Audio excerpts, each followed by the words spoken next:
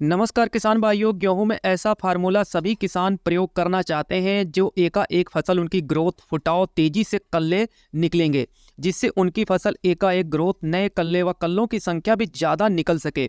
पौधों में शाखाएं ज़्यादा फुटाव भी करेंगी, पौधों के सभी तनों के आगे चलकर बालियां भी मोटी लंबी निकलेंगी और दाने बालियों में ठोस भरेंगे, जिससे उत्पादन गेहूं की फसल से पूरा जबरदस्त मिलेगा।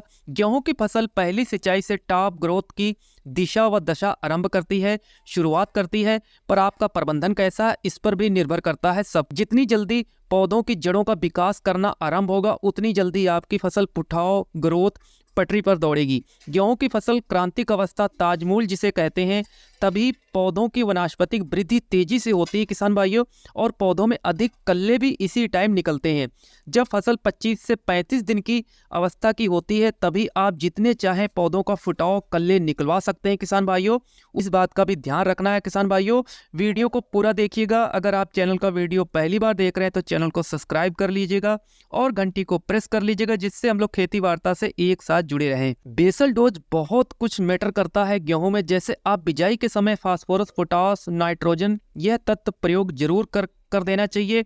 बाकी सेकेंडरी तत्व का रोल जो है बहुत बढ़ जाता है। पहला पानी देने के बाद फसल में सिंचाई के उपरांत यूरिया के साथ कुछ मिलाकर प्रयोग करना चाहते हैं, जैसे सल्फर तत्व या मैग्नीशियम तत्व, या फिर आप खेत में जिंक की कमी है, आपने धान की फसल में अगर जिंक नहीं डाली थी, तब किसान भाइयों आपको जिंक जरूर प्रयोग करनी चाहिए। बहुत महत्वपूर्ण जिंक तत्व है।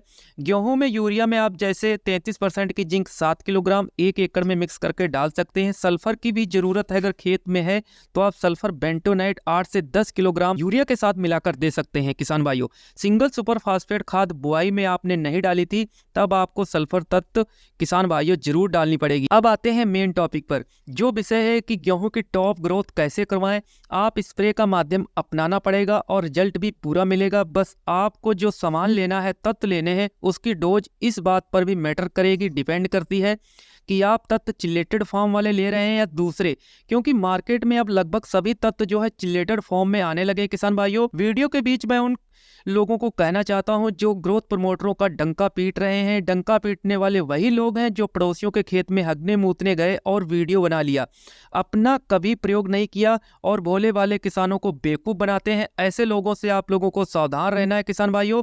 गेहूं में कोई ग्रोथ प्रमोटर डिब्बा प्रयोग करने की जरूरत नहीं है, बस आपका प्रबंधन टॉप का होना चाहिए। स्प्रे आपको जो लेनी है वो करनी है तो इस चीज की करें।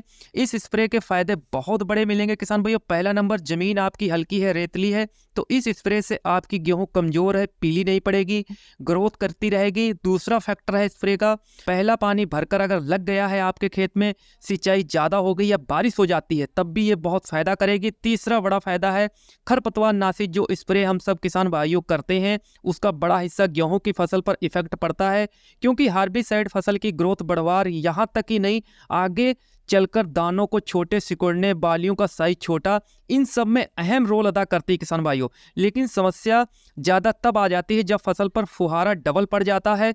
नोजल का, दवाई का मात्रा ज़्यादा होने से भी किसान भाइयों हार्बिसाइड नुकसान पहुंचाती है। अगर आप स्प्रे यह वाला करेंगे, टॉनिक का स्प्रे करेंगे आप घर पे तैयार करके, जिससे पौधों में क्लोरोफिल बड़े लेवल पर बनेगा, फसल जो है पीली पड़ चुकी है तो वो हरी भरी हो जाएगी, ग्रोथ करना स्टार्ट कर देगी, आगे चलकर पैदावार भी पूरी मिलेगी। लेकिन अब आपको अच्छे से नोट करना है जो जो सामान लेना है मार्केट से। किसान भाइयों 21% वाली जिंक लेनी है 700 ग्राम से 1 किलोग्राम। बुझा हुआ चूना लेना है आपको 500 ग्राम, मिल जाएगा मार्केट में। मैग्नीज सल्फेट लेना है 1 किलोग्राम। यूरिया लेना है 1 किलोग्राम से 1.5 किलोग्राम।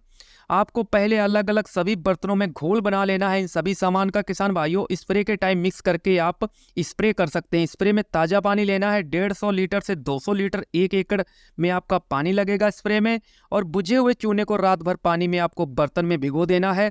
उसी का छना हुआ पानी ऊपर छान के किसान भाइयों स्प्रे टैंक में आपको यूज करना है। यह स्प्रे किसान भाइयों बहुत ही चमत्कारी स्प्रे है। आपकी रुकी ग्रोथ गेहूं करने लगेगी, पीलापन हट जाएगा और खर्च भी कम आएगा। धन्यवाद, जय हिंद।